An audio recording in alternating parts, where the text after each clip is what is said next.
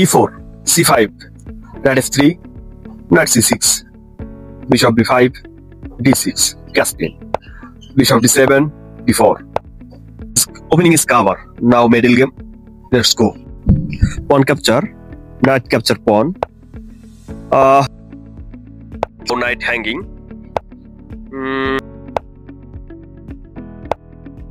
সাদা কিং এইচ1 ঘরে নেওয়ার কারণ হলো জি কলাম বরাবর অ্যাটাক করতে হবে, এই কারণে। পন ক্যাপচার নাইট একদমই বোকামি একটা মুভ, এটা একটা ব্লান্ডার। কেন ব্লান্ডার আমি আপনাকে দেখাচ্ছি। পরবর্তীতে চালে সাদাও একটা ব্লান্ডার করে বসে। মূলত এখানে বিশপের থেকে নাইট চালাটা বেশি কার্যকর হতো। কিভাবে আপনাকে আমি দেখাচ্ছি। Knight capture knight, bishop capture bishop.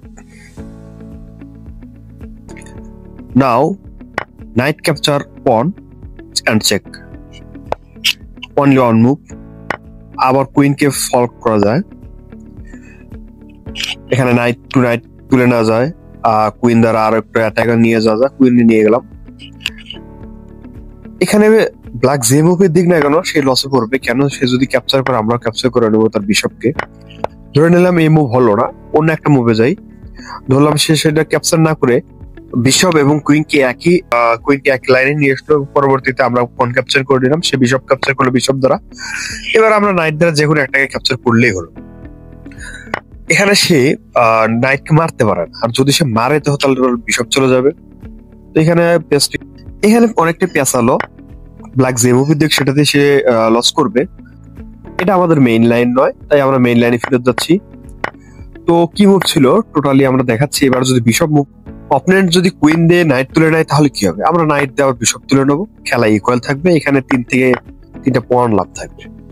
তো আমরা মেইন লাইনে ফেরত যাচ্ছি। এবার দেখি নাইট দিয়ে যদি আমরা পন না মেরে বিশপটা কিল করতাম তাহলে কি হতো।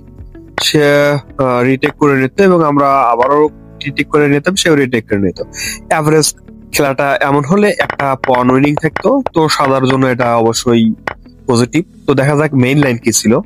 অপোনেন্টও ব্লান্ডার করে বসে, তো সে নাইট ক্যাপচার করে নেয় নাইট দিয়ে, এবং রিটেক করার এখানে অনেক অপশন রয়েছে। তো সে কোনোটাই কাউন্ট না করে কুইনটা নিয়ে গেল। সে ক্যাপচার করে নেয় বিশপ থেকে, চেক, বিশপ দিয়ে কিল করার পর চেক, আবার এখন নাইটটাকে তুলে নেওয়া যায়। তো এখনো অ্যাভারেজ ঠিক আছে খেলা, পজিটিভ থিং। কাউন্টার অ্যাটাকে যাচ্ছে সাদা। এখানে বেশ কয়েকটা ভালো মুভ ছিল, তার মধ্যেও একটা ভালো মুভ অবশ্যই দেখানো যাবে। এটা অনেক পজিটিভ সিঙ্গেল। এটা দেখুন, এখানে রুক মারার কারণে কেন ব্লান্ডার দেখাচ্ছে। আসুন বিষয়টা আলোচনা করি। আমরা যদি এখানে নাইট দিয়ে ক্যাপচার করি তাহলে ডাবল ব্লান্ডার, যদি রুক দিয়ে ক্যাপচার করি তাহলে কুইন এবং নাইট একই সঙ্গে ফ্লক করা হয়।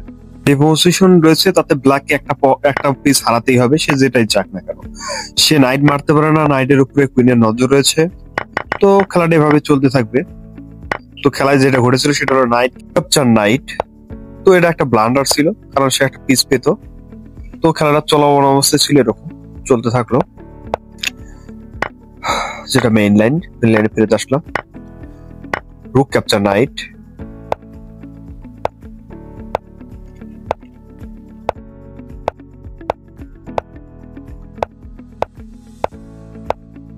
খেলাটার এই মুহূর্তে এমন একটা এই ব্লান্ডারের কারণে, রুক ব্লান্ডারের কারণে সেই খেলাটাই মাটি করতে রিসেট করতে বাধ্য হয়। কেন দেখুন, কারণ এখানে তার কুইন চলে যাবে বাধ্যতামূলক। কি জন্য যাবে আপনাকে আমি দেখাচ্ছি। দেখুন, কুইন চেক একমাত্র মুভ, রুক চেক একমাত্র মুভ, এবং পন দেয় চেক এবং কুইন ফর ফ্লক।